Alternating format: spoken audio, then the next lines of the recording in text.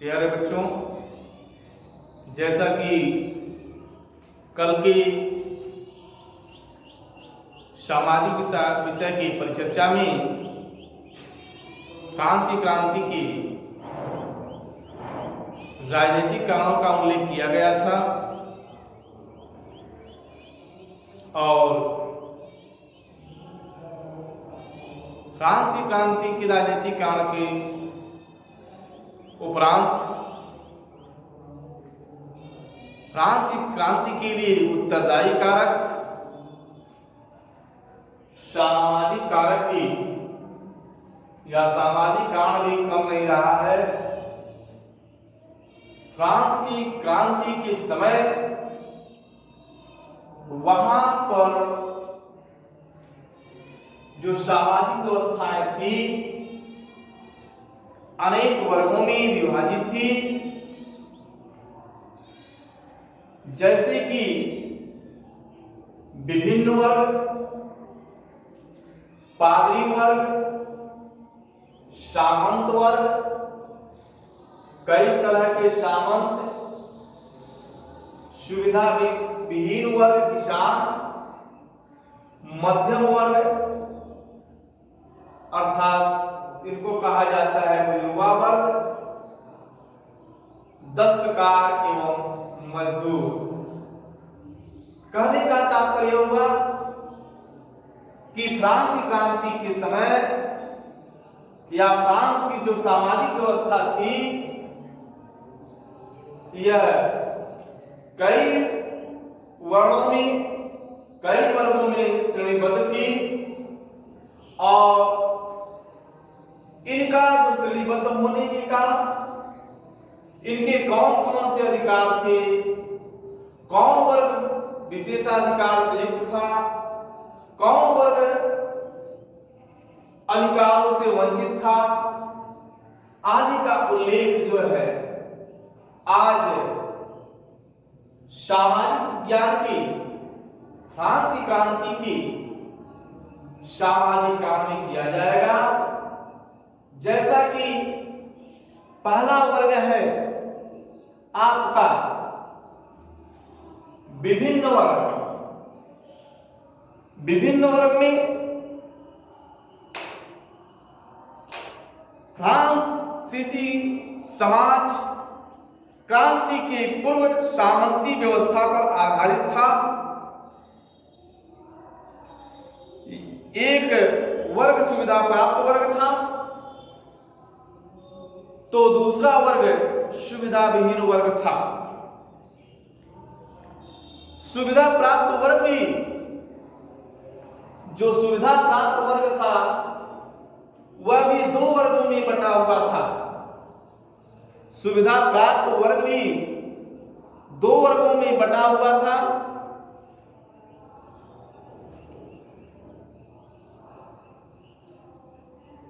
प्रथम वर्ग में या प्रथम वर्ग अथवा प्रथम स्टेट में पादरी वर्ग आते थे, दूसरे वर्ग में सामंत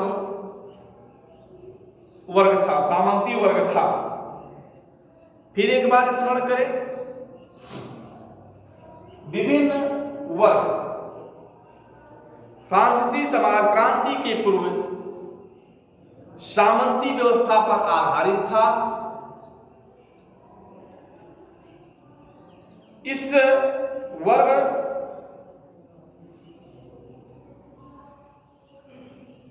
एक वर्ग जो है सुविधा प्राप्त वर्ग था, दूसरा वर्ग जो है सुविधा विहीन वर्ग था।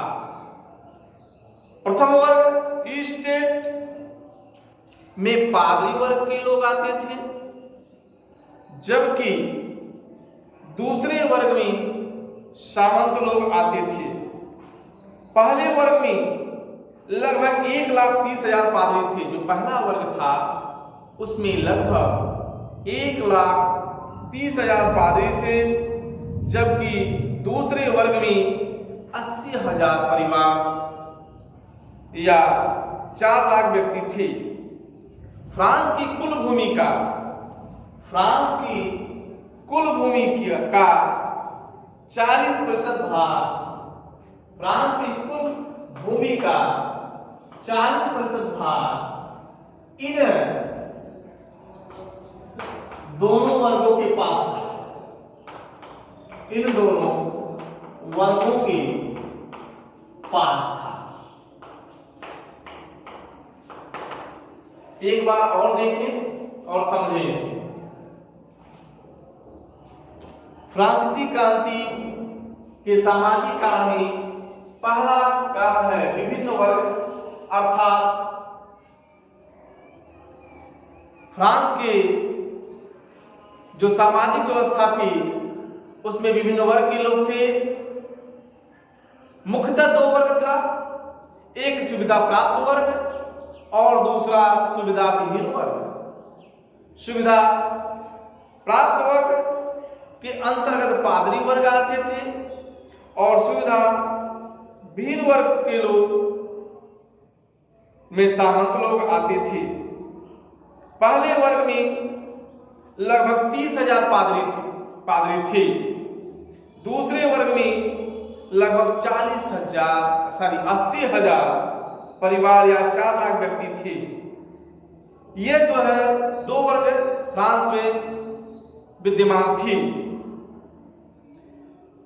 फ्रांस की कुल भूमि अर्थात फ्रांस की कुल भूमि का 40% भाग इन वर्गों के पास था। अब दूसरा सामाजिक कारण में दूसरा वर्ग है पादरी वर्ग।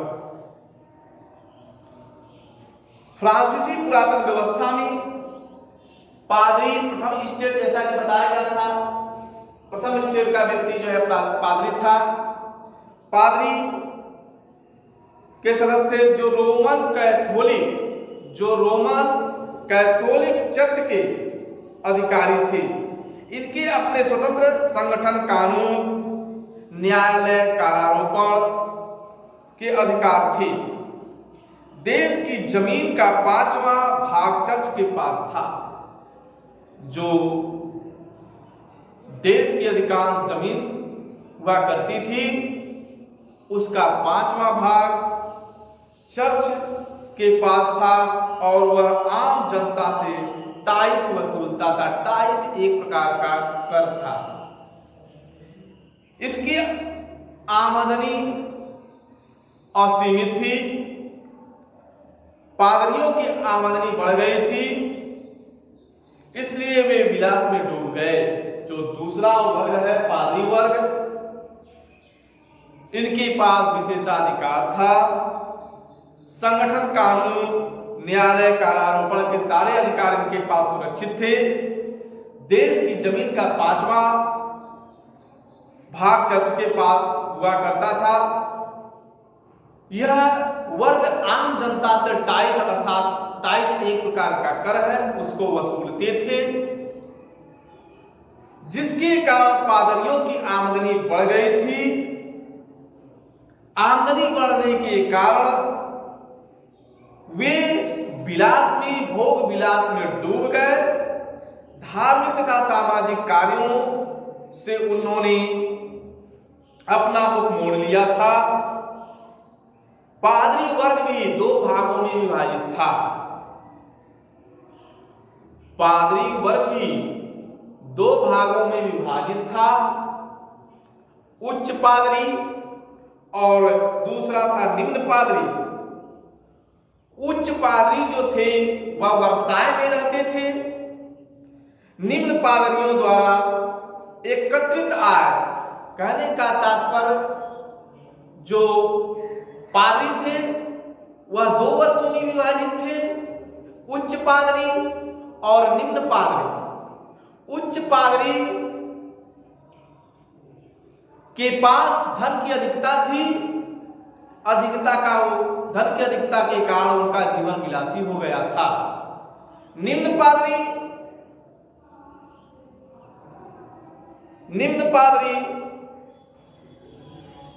ये जनता के समीप जाकर के धन एकत्रित करते थे और इनके धन एकत्रित करने से जो आय होती थी उस आय से उच्च उच्च पादरी ऐसो आराम करती थी। वास्तविक धार्मिक कार्य, जो वास्तविक उस समय का धार्मिक कार्य था, पादरी करते थे। वास्तविक धार्मिक कार्य उच्च वर्ग का पादरी नहीं करता था, बल्कि निम्न वर्ग का पादरी करता था।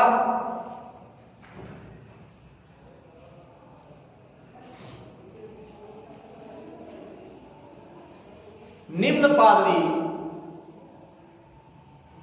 आम जनता के साथ गांव में रहते थे और उसी वर्ग में आते थे, जिस कारण उनकी परेशानियों से अवगत थे।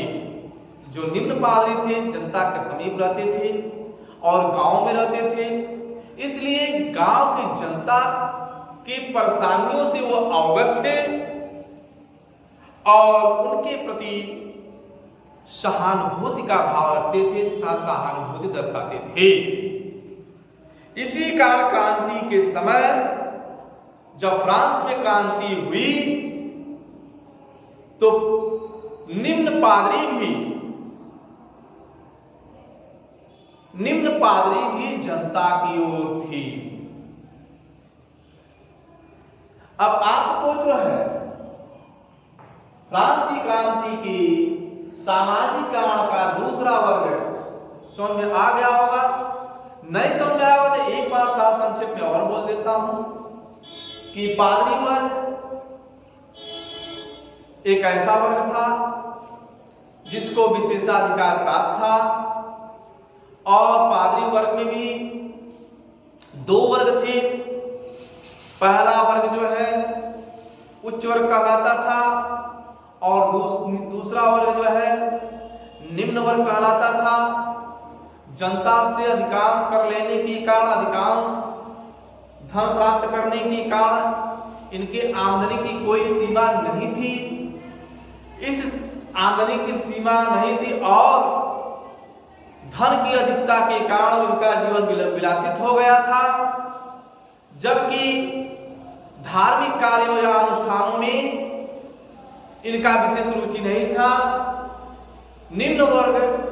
निम्न पादरी वर्ग धार्मिक अनुष्ठानों और कार्यों से एकत्रित धन तथा से भी एकत्रित धन का भी उच्च वर्ग जो है, पादरी वर्ग जो है उपयोग करता था।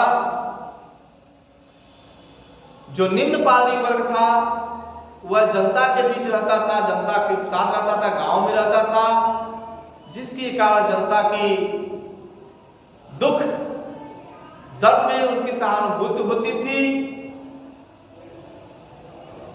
इस कारण जो है जब फ्रांस में क्रांति हुई तो जनता के साथ निम्न पादरी भी उनके साथ थी। अब बच्चों आपको समझ में आ गया होगा। यदि नहीं समझ में आया होगा तो आप जो है कमेंट करके अवश्य जो है समस्या के समाधान को हल कर सकते हैं। अब फ्रांस की राजक्रांति के सामाजिक कारण का तीसरा वर्ग जो है सामंत वर्ग है। तीसरा है सामंत वर्ग। तीसरा सामंत वर्ग है।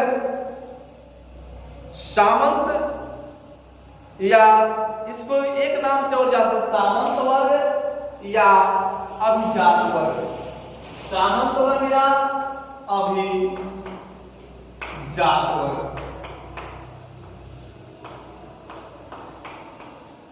सामंत वर्ग या अभिजात वर्ग। अब एक छोटा सा एक नंबर में यहां से क्वेश्चन बनकर आ सकता है आपको कि सामंत वर्ग किसे कहते हैं, सामंत वर्ग किसे कहते हैं या अभिजात वर्ग किसे कहते हैं। तो आप कहेंगे फ्रांस में विभिन्न वर्ग थे, सामंत वर्ग को ही अभिजात वर्ग कहा जाता है।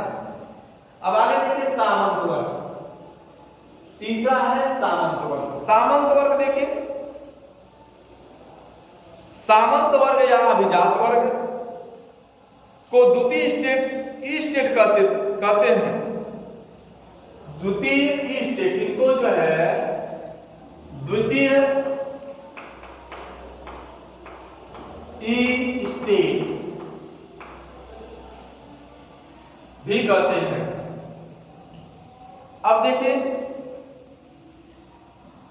सामंत या अभिजात वर्ग के लोग द्वितीय स्टेट कहलाते हैं। इन्हें कई तरह की सुविधाएं प्राप्त थी। जो सामंत वर्ग के लोग थे इन्हें अभिजात वर्ग तथा द्वितीय स्टेट भी कहते हैं। इन्हें कई तरह की सुविधाएं प्राप्त थी। सर्वप्रथम इन्हें किसी प्रकार का कर नहीं देना पड़ता था। सबसे बड़ी इनके पास जो विशेषाधिकार यह था कि इनको फ्रांस के राज्य में किसी भी कर को अदा करने से ये वंचित थे। इनको राजा को कर नहीं देना होता था। और जितने भी सरकारी उच्च पद थे, सब उच्च पदों पर सामंत वर्गों का ही चयन अर्थात नियुक्ति होती थी। वे फ्रांस की 1/4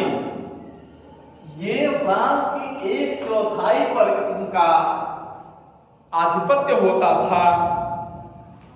इस वर्ग में धनी और अमीर दोनों थे। इस वर्ग में धनी और अमीर दोनों थे, किंतु दोनों समान रूप से, ये जो दो इस वर्ग में धनी और अमीर दोनों थे, दोनों समान रूप से किसानों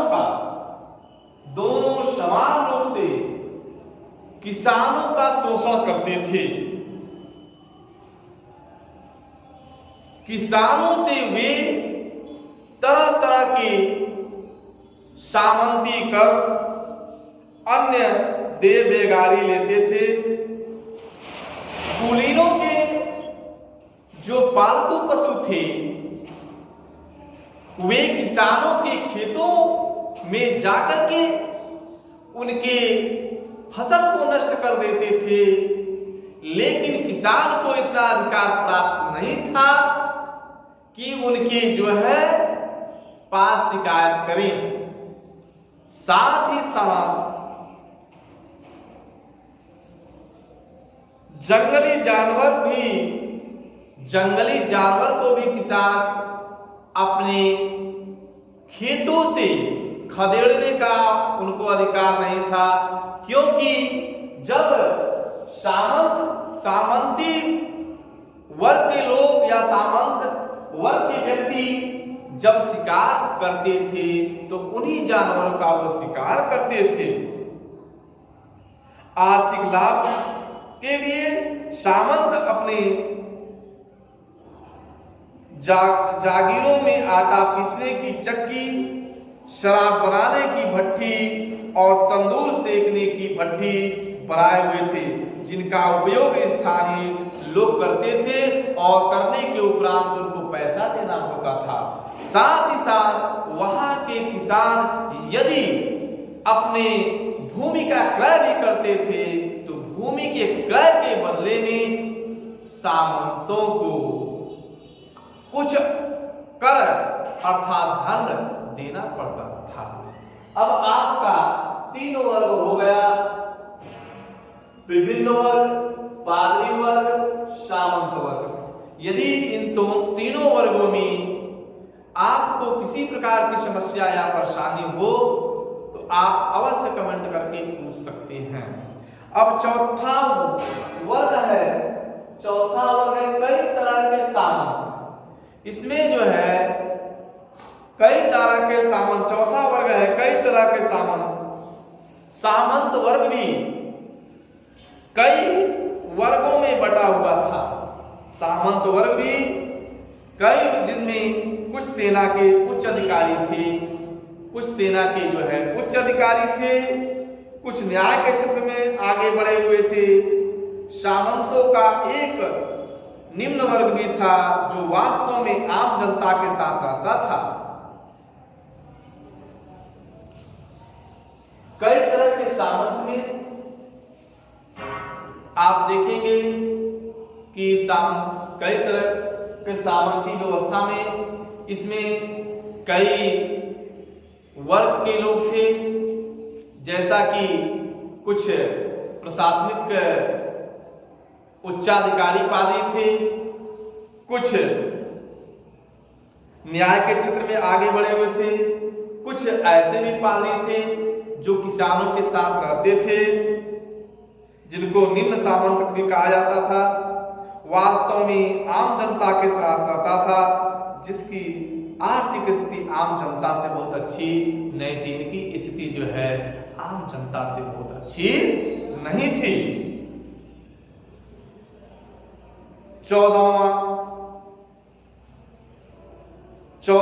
लुई ने अर्थात लुई 14वें ने सामंतों की शक्ति कम करने के ख्याल से उन्हें वर्साय में रहने के लिए कहा, परंतु धीरे धीरे यह सामंत राज परिवार की नकल करने लगे और विलासिता में डूब गए। लुई 14वें ने इनकी शक्ति को कम करने के लिए इनको वर्साय नामक स्थान पर रहने के लिए कहा, लेकिन ये राज परिवार का नकल